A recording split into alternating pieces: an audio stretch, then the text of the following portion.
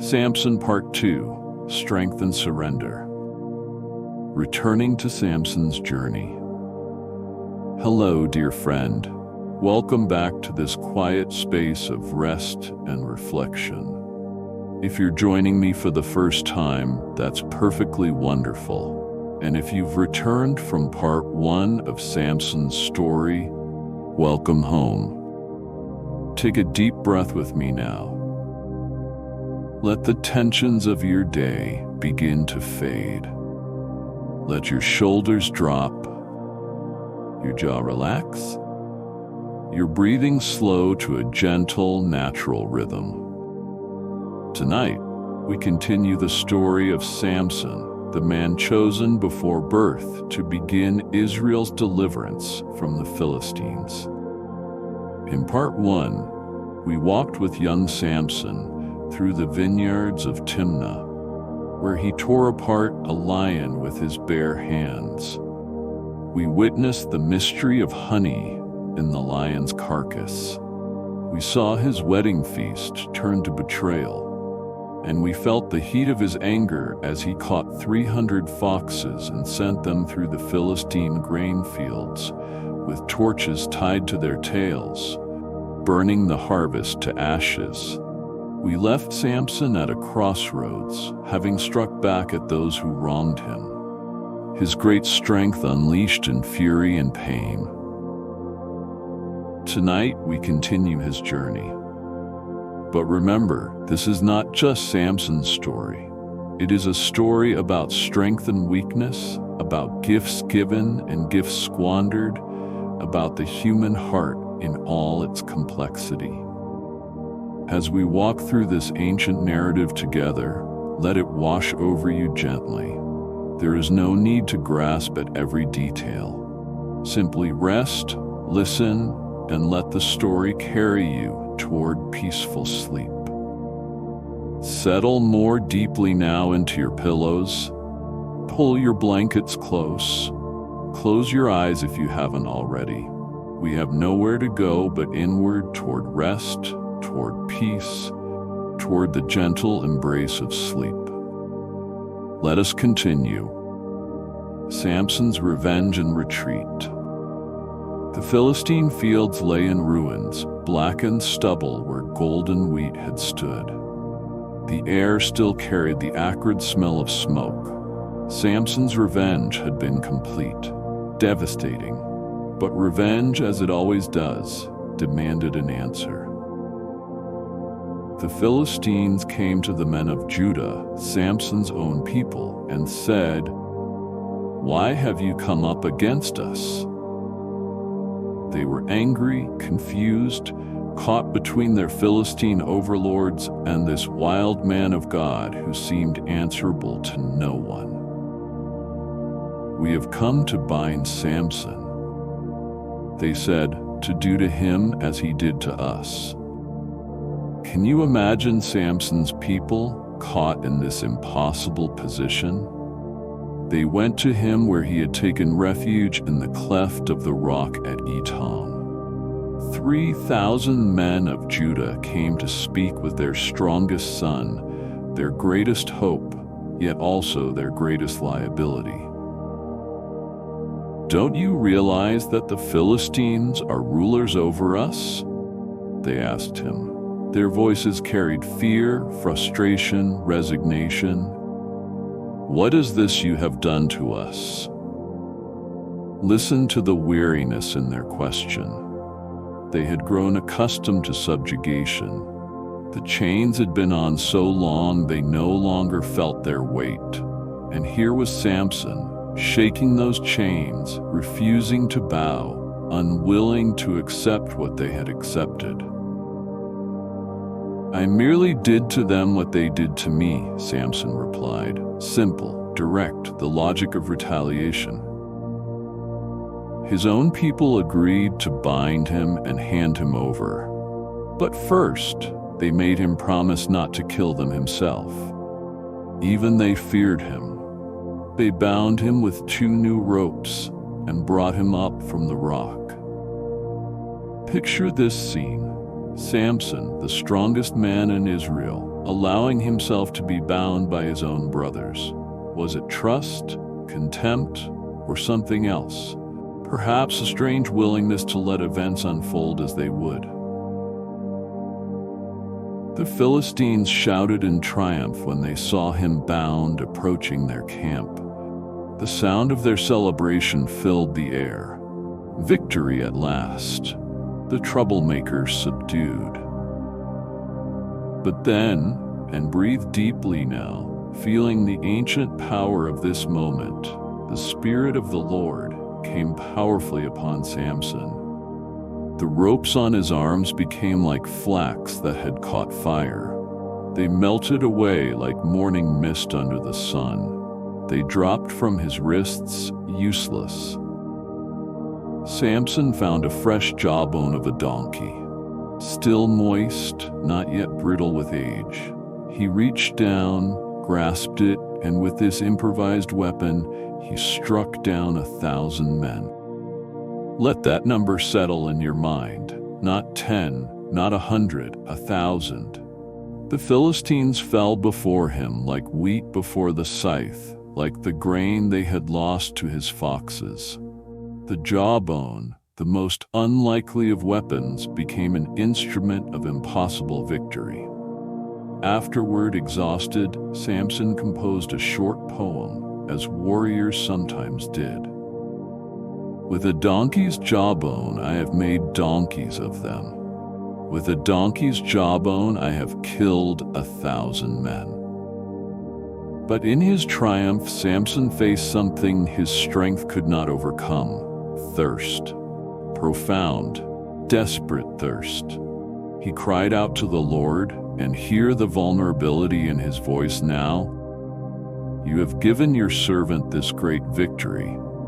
Must I now die of thirst and fall into the hands of the uncircumcised?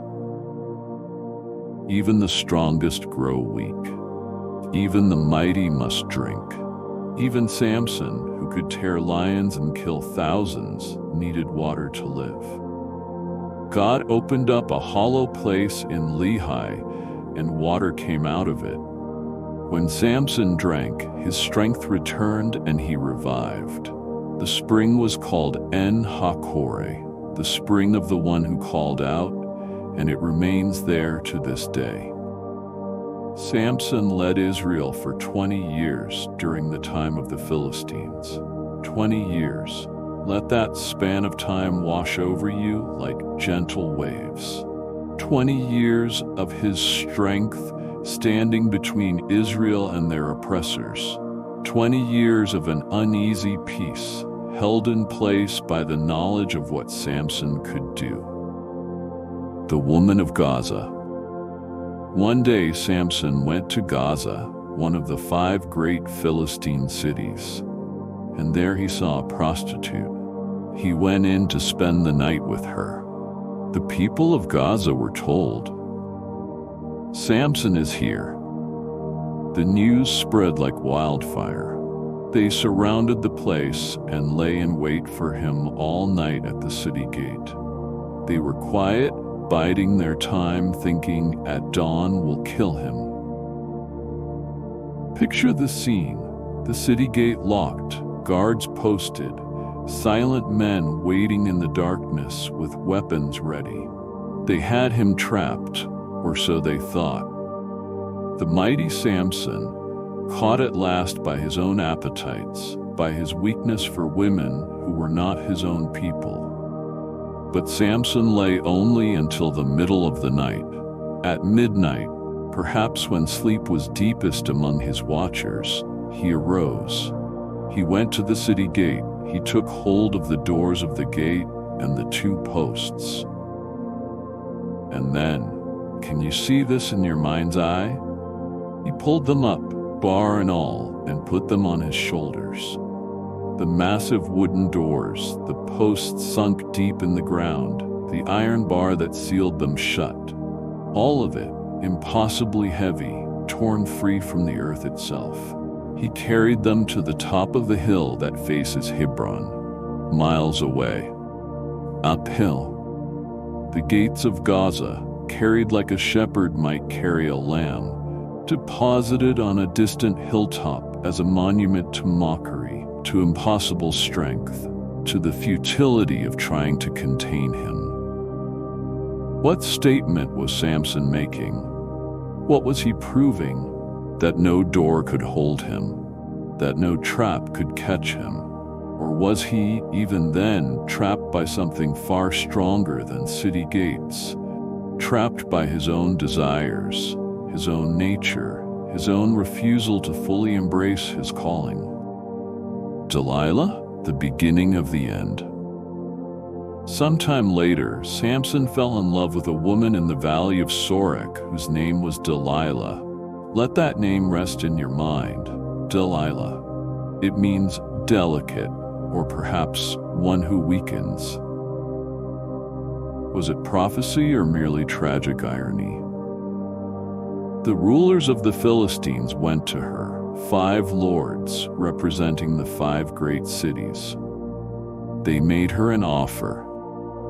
See if you can lure him into showing you the secret of his great strength and how we can overpower him so we may tie him up and subdue him. Each one of us will give you 1,100 shekels of silver. Imagine the weight of that silver. 5 lords, 1,100 shekels each. An enormous fortune, enough to buy a life of luxury. All she had to do was betray the man who loved her.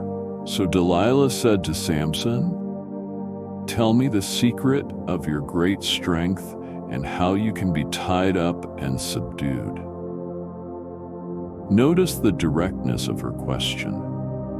She didn't approach it subtly, didn't weave elaborate schemes. She simply asked. And Samson, despite his strength, despite his 20 years of leading Israel, played along with what must have seemed to him a game. "If anyone ties me with 7 fresh bowstrings that have not been dried," he said, "I'll become as weak as any other man." The Philistine rulers brought her 7 fresh bowstrings, and she tied him with them. With men hidden in the room, she called out, "Samson, the Philistines are upon you." But he snapped the bowstrings as easily as a piece of string snaps when it comes close to a flame. So the secret of his strength was not discovered. Breathe deeply now. Feel yourself sinking deeper into rest. The story continues, but you can simply float upon its surface, letting it carry you.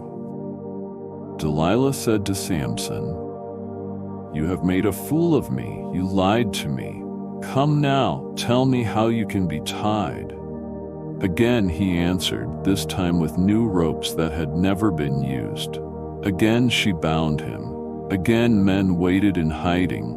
Again she cried out, "Samson, the Philistines are upon you." And again he broke free, snapping the ropes off his arms as if they were threads. A third time she asked, "How can you say, 'I love you,' when you won't confide in me?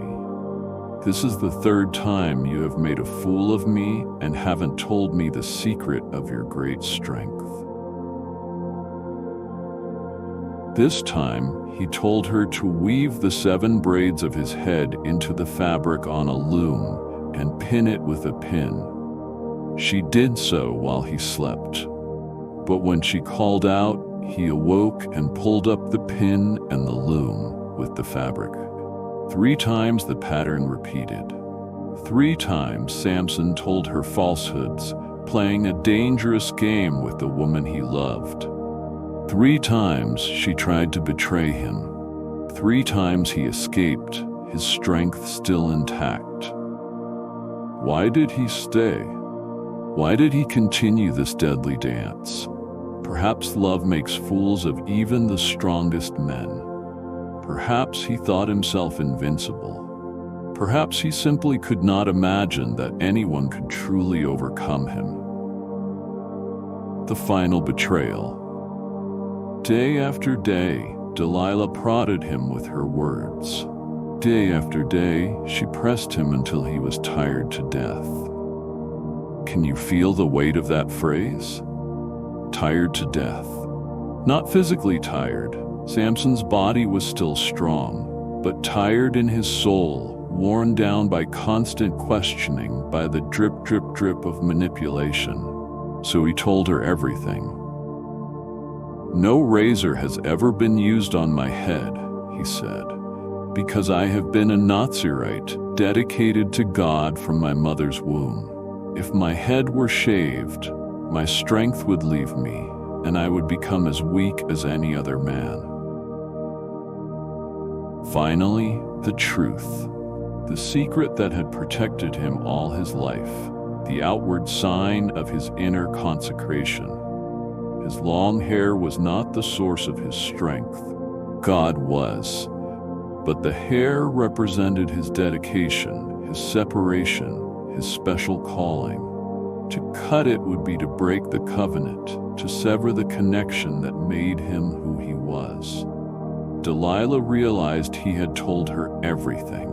She sent word to the Philistine rulers. Come back once more, he has told me everything. They came with the silver in their hands. She lulled him to sleep on her lap. Think of that tender image, his head resting on her knees, trust and treachery mingling in that intimate moment. She called in a man to shave off the 7 braids of his hair, and his strength left him. Then she called out, Samson, the Philistines are upon you. He awoke from his sleep and thought, I'll go out as before and shake myself free. But he did not know that the Lord had left him. Let that tragedy settle over you softly, gently. He did not know. He expected his strength to be there as it had always been. He had relied on it, assumed it, taken it for granted. And now it was gone. The Philistines seized him. They gouged out his eyes. They brought him down to Gaza, the same city whose gates he had carried away, and bound him with bronze shackles. They set him to grinding grain in the prison. Samson, who had judged Israel for 20 years. Samson, who had killed 1,000 men with a jawbone. Samson, who had carried away city gates. Samson, reduced to a blind slave, walking in circles in the darkness, pushing the grinding stone like an ox. But notice this, dear listener, as you drift towards sleep. The hair on his head began to grow again. The final act. The rulers of the Philistines assembled to offer a great sacrifice to Dagon, their god, and to celebrate. Our God has delivered Samson, our enemy, into our hands, they sang. When the people saw him, they praised their God, chanting their victory over the one who had destroyed their country and killed so many. While they were in high spirits, they shouted, "Bring out Samson to entertain us." So they called Samson out of the prison, and he performed for them. Picture him there, blind, hair grown back, but spirit perhaps broken, made to dance and stumble for the amusement of his enemies. The mighty brought low, the strong made weak, the judge made jester. When they stood him among the pillars, Samson said to the servant who held his hand, "Put me where I can feel the pillars that support the temple, so that I may lean against them." The temple was crowded with men and women. All the rulers of the Philistines were there, and on the roof were about 3,000 men and women watching Samson perform. Then Samson prayed to the Lord. Hear his prayer now in the quiet of your heart. Sovereign Lord, remember me. Please, God, strengthen me just once more, and let me with one blow get revenge on the Philistines for my 2 eyes. One more time, just once more, not for glory, not for Israel, not for righteousness, but for revenge, for his eyes, for his pain. Still, even at the end, motivated by personal hurt, rather than divine calling. But God answered anyway. Samson reached toward the 2 central pillars on which the temple stood. Bracing himself against them, his right hand on one and his left hand on the other, he pushed with all his might. And Samson said, "Let me die with the Philistines." Then he pushed with all his might, and down came the temple on the rulers and all the people in it. Thus he killed many more when he died than while he lived. And so ends the story of Samson, the strongest man who ever lived, and perhaps one of the most conflicted. As you rest now, drifting in that space between waking and sleeping, consider this. Samson's story is not primarily about physical strength. It is about the human condition, about the gifts we are given and how we use them, about the ways our greatest strengths and our deepest weaknesses are often intertwined. Samson was set apart before birth, called, chosen, consecrated. Yet he spent much of his life chasing after what he wanted rather than what he was called to do. He visited prostitutes. He fell in love with foreign women. He used his God-given strength for personal vendettas. And yet, and this is the mystery that can carry you into peaceful sleep, God used him anyway. Flawed, failing, foolish, Samson was still used to begin Israel's deliverance from the Philistines. His final act of destruction accomplished more than all his years of strength. What does this mean for us, for you, as you lie here ready for sleep? Perhaps it means that God's purposes are larger than our failures. That even when we lose our way, even when we squander our gifts, even when we are brought low by our own choices, there can still be redemption, still purpose, still meaning. Perhaps it means that strength without wisdom is dangerous, that gifts without character are burdens, that what we are given is not as important as what we do with it. Perhaps it means that the secret to true strength is not in our hair or our muscles or our talents, but in our connection to something greater than ourselves. When Samson forgot that, when he took his strength for granted and broke his consecration, he lost everything. But when he remembered, even at the end, even in weakness and blindness, God met him there. Or perhaps, dear friend, the story means simply this. We are all Samson in one way or another. We all have gifts we sometimes squander. We all have callings we sometimes ignore. We all have moments when we are tired to death, worn down, ready to give up our secrets just to stop the questioning.